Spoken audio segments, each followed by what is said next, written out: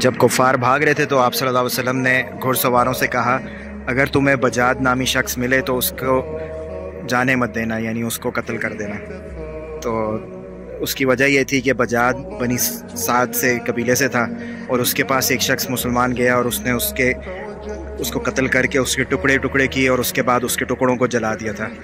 تو اس کی وجہ سے آپ صلی اللہ علیہ وسلم نے فرمایا تھا کہ اگر بجاد تمہیں نظر آ جائے تو اس کو چھوڑنا نہیں۔ لیکن غزوہ اوتاس،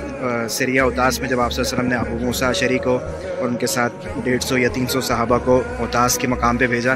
تو وہاں سے وہ جو طائف سے جو غزوہ حنین سے کفار بھاگ کے اوتاس کی طرف گئے تھے، ان کا محاصرہ کرنے کے لیے، ان کا تعاقب کرنے کے لیے۔ تو ان میں سے کچھ قیدیوں کو جب واپس لائے تو اس میں سے بجاد بھی آیا، اور شیمہ بنت حارث جو آپ صلی اللہ علیہ وسلم کی رضائی بہن تھی، حلیمہ سعدیہ کی بیٹی، وہ بھی آئیں قیدی ہو کے۔ جب وہ واسطے واپس جرانہ کی طرف آ رہے تھے تو ان کو تیز تیز چلنے کے لیے کر رہے تھے کہ جلدی چلو، تو وہ ان کو مشکل ہو رہا تھا تیز چلنے کا۔ تو انہوں نے کہا کہ میں آپ صلی اللہ علیہ وسلم کی رضائی بہن ہوں اور میرے ساتھ یہ سلوک کر رہے ہو۔ تو انہوں نے پہچاننے سے انکار کیا کہ ہم نہیں جانتے کون رضائی بہن ہے، یہاں تک کہ شیمہ بنت حارث وہاں جرانہ میں پہنچی اور آپ صلی اللہ علیہ وسلم سے فرمایا کہ یہ میں آپ کی رضائی بہن ہوں۔ آپ صلی اللہ علیہ وسلم نے فرمایا کہ کوئی نشانی ہے؟ تو مغازی کی کتاب میں ذکر ہے کہ آپ صلی اللہ علیہ وسلم نے جب سوال کیا تو شیمہ بنت حارثہ نے جواب دیا کہ آپ جب بچپن میں میرے ساتھ تھے تو ہم وادی سرد یا وادی فرد، کتاب میں سرد کا ذکر ہے یا فرد کا ذکر ہے، اس کے اندر میں آپ کو اپنے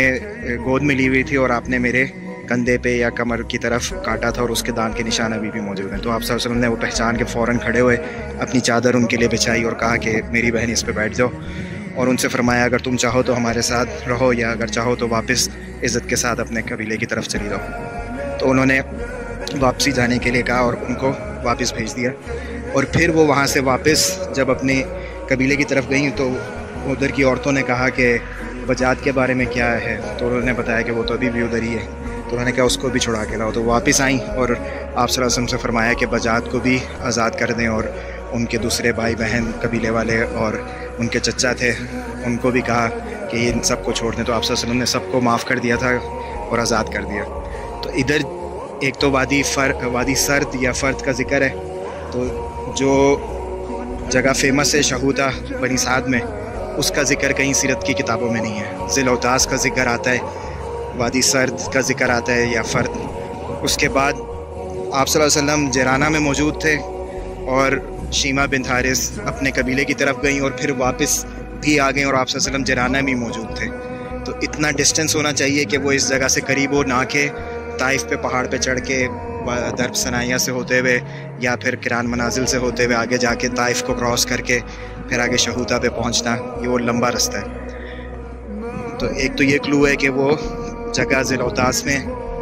یا کران منازل کے آس پاس تھی قبیلہ بنی سعد۔ آج کل وہ قبیلہ بنی سعد کا جو علاقہ ہے طائف سے آگے 85 کلومیٹر دور